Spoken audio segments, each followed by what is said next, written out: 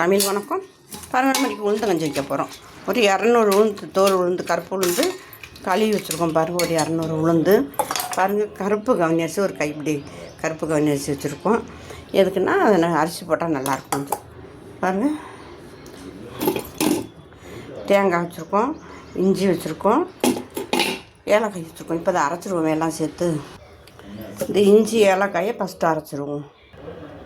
இந்த தேங்காய் 1-2 உடச்சிட்டோம். இப்போ இந்த கருப்பு கவுனி அரிசியை போட்டுருவோமே. பாருங்கள், இதை போட்டுருவோம். இந்த அரிசியும் போட்டு கொஞ்சம் அரைச்சிட்டோம் குறைன்னு. இப்போ இந்த உளுந்தை சேர்த்துருவோம். பாருங்கள், அரைச்சி கொண்டு வந்துட்டோம். குறைப்பாக கொஞ்சம் லைட்டாக குறைப்பாகவே அரைச்சிக்கோங்க. பாருங்கள், இப்போ இந்த பாத்திரத்தில் மாற்றிடுவோம். கழுவி இதெல்லாம் ஊற்றிடுவோம்.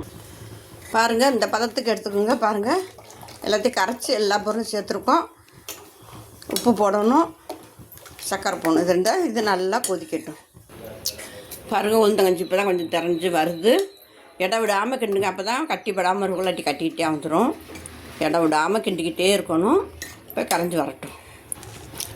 பாருங்கள், கஞ்சி கொதிக்க ஆரம்பிச்சிருச்சு. நாங்கள் ஒரு 4-5 பேருக்கு வைக்கிறோம். எங்களுக்கு இது ஒரு வேளை சாப்பாடாகவே எடுத்துக்கிடுவோம். அதனால் கஞ்சி கொதிக்கிச்சு வேகட்டும்.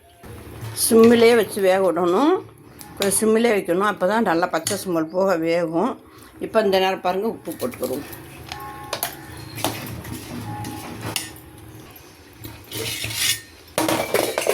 பாருங்கள், கஞ்சி நல்லா வெந்துருச்சு. இப்போ சர்க்கரை போடுவோம். கரும்பு சர்க்கரை, இதில் கல் மண்ணெல்லாம் இருக்காது. கரும்பு சர்க்கரை நாங்கள் இப்படியாவது சேர்த்துக்கிடுவோம். பாருங்கள்,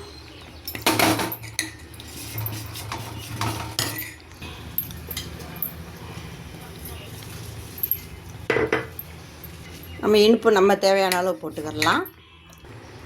எல்லாம் ரெடி ஆகிடுச்சு. இப்போ இறக்கிடலாம். பாருங்கள், இறக்கி ஒரு பாத்திரத்தில் மாற்றுவோமே. பாருங்கள், அருமையான உளுந்தங்கஞ்சி ஒரு வேளை சாப்பாடாகவே எடுத்துக்கலாம். நெஞ்சு வலிக்கெல்லாம் நல்லது, மழை காலத்துக்கு நல்லது, பனிக்காலத்துக்கு ரொம்பவே நல்லது, குழந்தைங்களுக்கு அதை விட ரொம்ப நல்லது. கண்டிப்பாக அது மாதிரி செஞ்சு கொடுக்குறீங்க. பனங்கருப்படி போட்டு வரலாம். பனங்கருப்படினால நான் சர்க்கரை போட்டுக்கிட்டேன். கண்டிப்பாக அது மாதிரி செஞ்சு கொடுங்க. உங்கள் குழந்தைங்களுக்கும் செஞ்சு கொடுங்க, ரொம்ப நல்லது. பெரியவங்களுக்கும் நல்லது. சுகர் உள்ளவங்களுக்கும் கொஞ்சம் இனிப்பு போட்டுக்கலாம்.